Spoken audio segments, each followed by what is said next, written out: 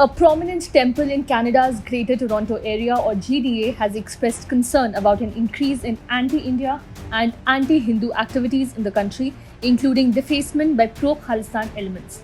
Expressing concern, the Bharat Mata Mandir in Brampton wrote a letter to Canadian Prime Minister Justin Trudeau and sought his intervention.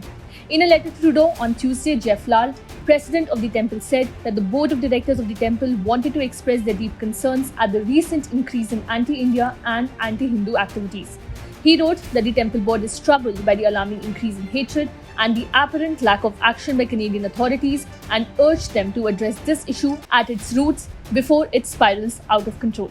The letter comes days after a set of posters titled War Zone was spotted in front of the temple on Friday. These posters targeted India's High Commissioner to Ottawa, Sanjay Kumar Verma, and Consul General in Toronto, Apurva Srivastav, and were removed by temple volunteers. Lal added that he felt the temple was being repetitively targeted because of its name. He said priests live on the temple complex and there were legitimate worries over their safety. Lal added that the temple authorities will circulate the letter sent to Trudeau to all Canadian MPs and as well as members of the Ontario legislature. This was the second time in a month that the temple was thus targeted. In June, another poster promoting the so-called Punjab referendum organized by the secessionist group Sikhs for Justice was also placed in front of the temple.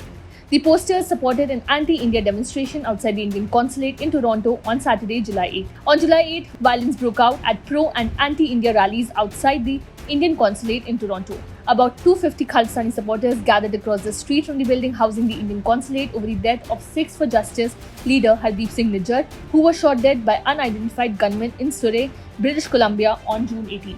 The posters alleged the Indian establishment's role behind the murder. The pro-Khalistan group was countered by a pro-India rally spot across the street. The two sides were separated by the Toronto police personnel.